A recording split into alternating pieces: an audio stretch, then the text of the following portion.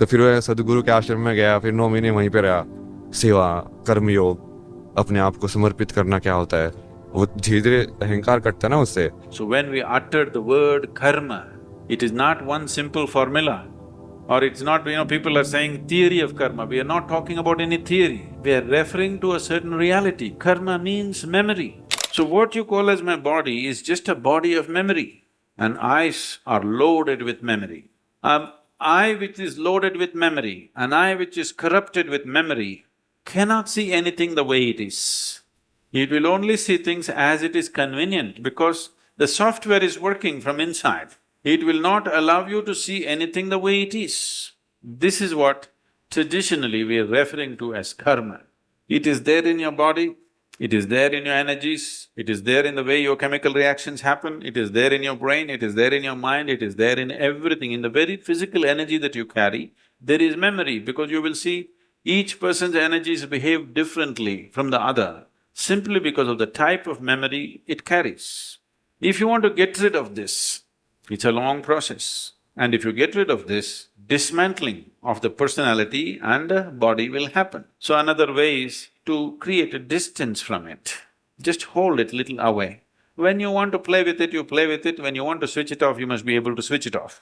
So for this, an external view is needed. Right now, your ears are loaded with memory, your eyes are loaded with memory, your tongue is loaded with memory. Why?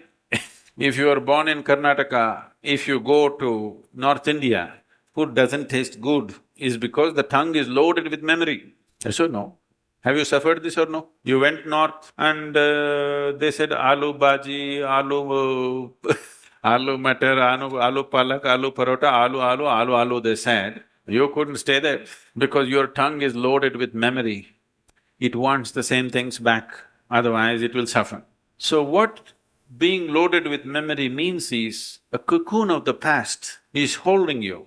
It will not allow you to even move into the present. A cocoon of the past holds you, and you allow it to do this because it feels safe. It creates a cocoon. There is safety, but in safety, there is also imprisonment.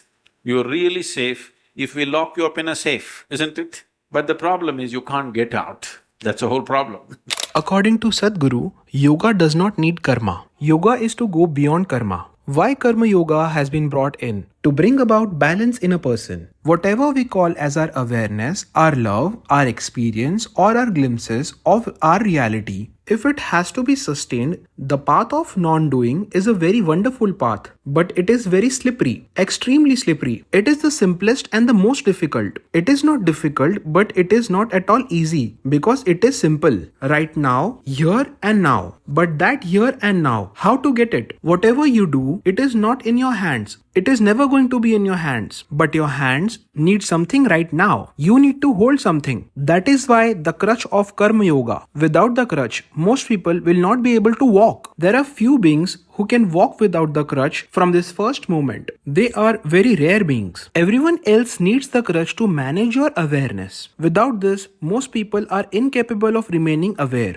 So Karma Yoga is brought into your life to properly temper sadhana with right kind of action. Karma Yoga has unfortunately been described as service, but it is not so. It is a way of undoing the impressions that you have gathered. If you can joyfully involve yourself in any activity, that is Karma Yoga. If you do it with great effort, only karma will come, no yoga will happen. Karma, probably one of the most misunderstood words. For sure, it's become part of the English lexicon today, but misunderstood and misinterpreted in a million different ways, a range of things. The very way the nature of karma is, just like that, its interpretations. The karmic structure is a very complex mess. Generally, your bhakti is karma, isn't it?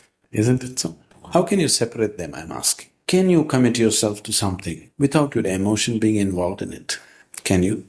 Please look at your life. Can you really commit yourself to something or somebody without your emotions being involved in it? Emotion is a big way of commitment, isn't it? Yes. So how can you separate them? You cannot separate them. So there is no need for you to unify them. Anyway, they are together. If you live naturally, all of them are together, always. You cannot separate. What proportion, each person? That's the only question. To receive free tips on food, health, diet, lifestyle, and Sadhguru's upcoming programs, you can join us on WhatsApp, Signal, and Telegram, or follow us on Instagram and Facebook by clicking on the link below.